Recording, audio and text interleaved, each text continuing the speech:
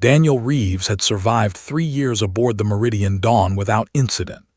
As the station's xenolinguistics specialist, he'd cataloged 47 distinct alien communication systems, negotiated 12 trade agreements, and maintained a spotless record with the interspecies diplomatic corps. His career depended on precision, protocol, and an almost pathological avoidance of cultural misunderstandings. Then he smiled at Princess Orla of the Caliph Empire, and everything went sideways. The incident occurred during a routine diplomatic reception in the station's observation deck. Earth had recently established contact with the Caliph, a humanoid species from the Andromeda Galaxy, whose mastery of quantum entanglement technology made them invaluable allies. Their empire spanned 14 star systems. Their scientific achievements dwarfed humanity's by centuries, and their royal family wielded both political and technological power that could reshape interstellar politics. Daniel had been reviewing his translation algorithms when she entered. Princess Orla moved through the crowd like liquid mercury, graceful, otherworldly, impossible to ignore. Her skin held an iridescent quality that shifted between silver and deep blue under the observation deck's lights. Crystalline structures grew from her temples in geometric patterns that denoted her royal bloodline, refracting light in ways that seemed to defy basic optics. She'd caught him staring. Embarrassed, Daniel had done what any socially awkward linguist would do. He'd smiled politely and returned to his datapad. He thought nothing of it until the next morning, when Commander Chen summoned him to her office with an urgency that made his stomach drop. "Explain," Chen said, sliding a holographic projection across her desk. It showed Daniel's face frozen in that innocuous smile, replayed from 17 different angles. The timestamp read 21870815-19-4723.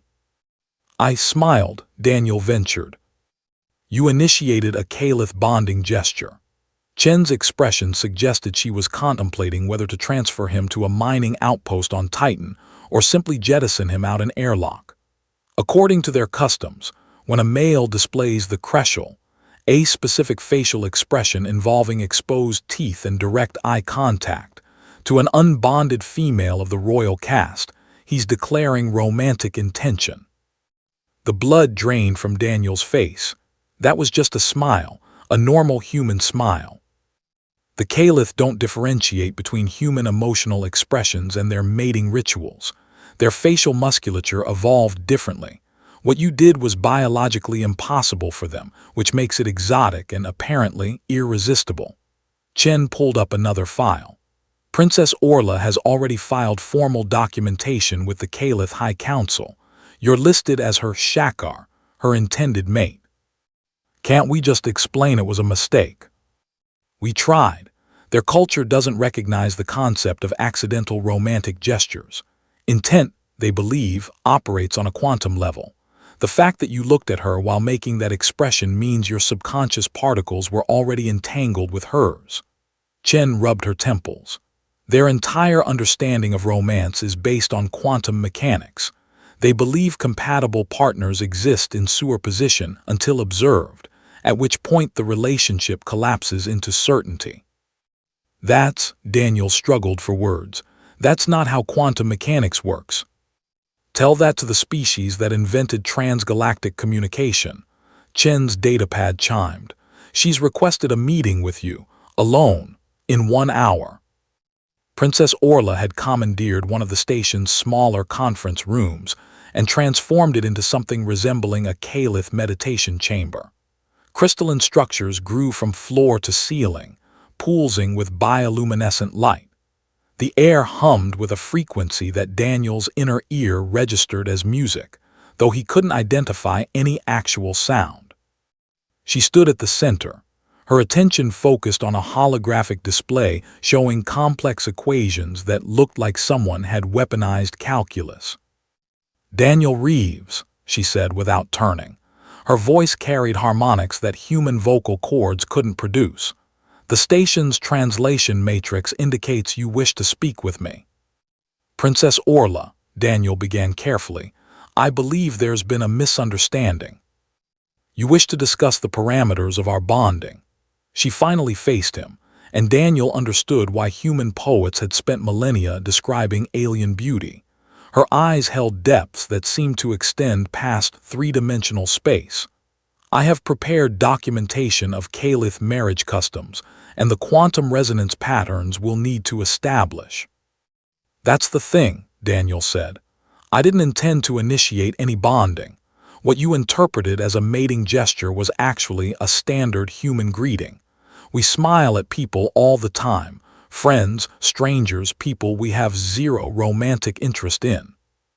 Orla's crystalline temples flickered through several colors. You're suggesting your quantum particles were not consciously seeking entanglement. Exactly, it was just politeness. She moved closer, studying him with an intensity that made Daniel acutely aware of every molecule in his body. The Caliph have studied human behavior extensively since first contact.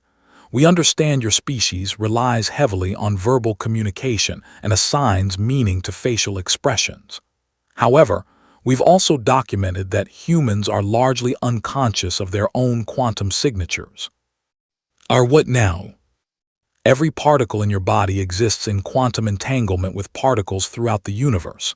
When two beings experience mutual attraction, their quantum signatures begin to harmonize.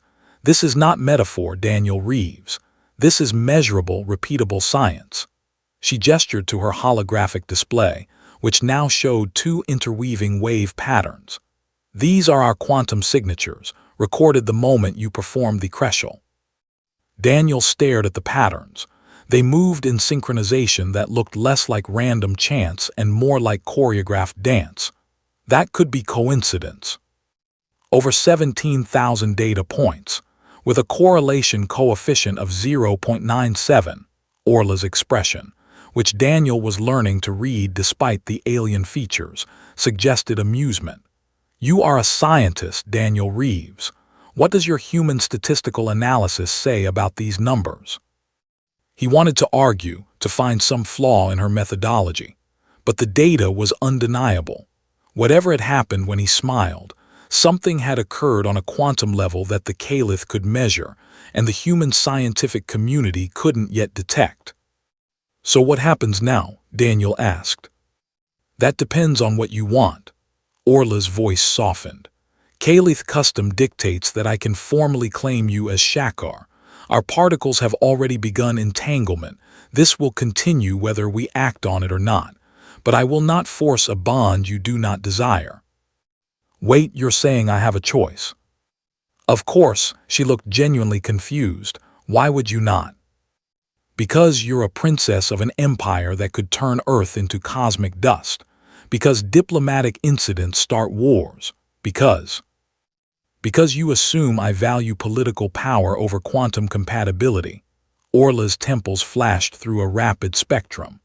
I have 17 siblings who vie for the throne. I have no political ambitions. I became a quantum physicist specifically to escape court politics. Daniel blinked. You're a scientist. I hold 3 doctoral degrees in quantum mechanics, xenobiology, and applied entanglement theory. I was reviewing research data when you smiled at me. She gestured to her earlier holographic display. I've spent the last decade studying cross-species quantum bonding patterns. Your smile was the first time I've observed such immediate resonance with a non-Caliph being. The revelation shifted everything. Daniel approached the holographic display, studying the wave patterns with new appreciation. These correlation patterns, they're similar to quantum teleportation experiments I studied in graduate school. Exactly. Orla's enthusiasm transformed her features into something radiantly beautiful. Imagine the research possibilities. We could document the first human-Caliph quantum bond, trace the entanglement patterns, potentially revolutionize our understanding of consciousness itself. Daniel found himself smiling, a genuine expression this time, not the accidentally loaded one from yesterday. You want to study us. I want to understand what happened, whether that leads to bonding or simply groundbreaking research. She trailed off, and Daniel realized with surprise that she was nervous. An alien princess from a civilization millennia more advanced than his own, nervous about his response. "My career is built on understanding alien communication," Daniel said slowly. "If what you're suggesting is real, if quantum entanglement plays a role in consciousness and connection, then studying it could change everything we know about language, relationships, cognition." "Yes, but if we're wrong, if this is just elaborate Caliph courtship, and I end up accidentally married to an alien princess, the diplomatic fallout could derail humanity's first major interstellar alliance." "Also, yes."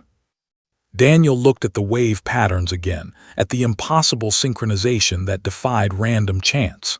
He thought about the 3 years he'd spent cataloging alien languages, always the observer, never the participant. He thought about how science worked, through observation, hypothesis, and willingness to follow data into unknown territory. "Okay," he said, "let's do the research, document everything, approach this scientifically." Orla's temples erupted in brilliant cyan light. "You agree to the bonding research." "I agree to understand what happened when I smiled at you. Where that leads," Daniel shrugged, "let the data decide." She moved closer, and Daniel felt something he couldn't quite name, a resonance that existed below conscious thought, that hummed in his bones like the frequency of the room around them. Her hand reached toward his, hovering just millimeters away. "First observation point," Orla said softly. "Physical proximity increases quantum resonance by 12%. "Noted," Daniel replied, closing the distance between their hands. Their fingers touched, and the holographic display behind them erupted in cascading patterns of light. 3 months later, Daniel would present their findings at the Interspecies Scientific Conference. 6 months later, they'd publish a revolutionary paper on quantum consciousness that would earn them joint recognition from both the Royal Caliph Academy and the Human Research Foundation. And 1 year later, at their actual wedding, conducted with full scientific documentation and witnessed by representatives from 43 species, Daniel would smile at Orla again. Not accidentally this time, not unconsciously, but with full awareness that some quantum entanglements were worth embracing, even if you'd never meant to initiate them.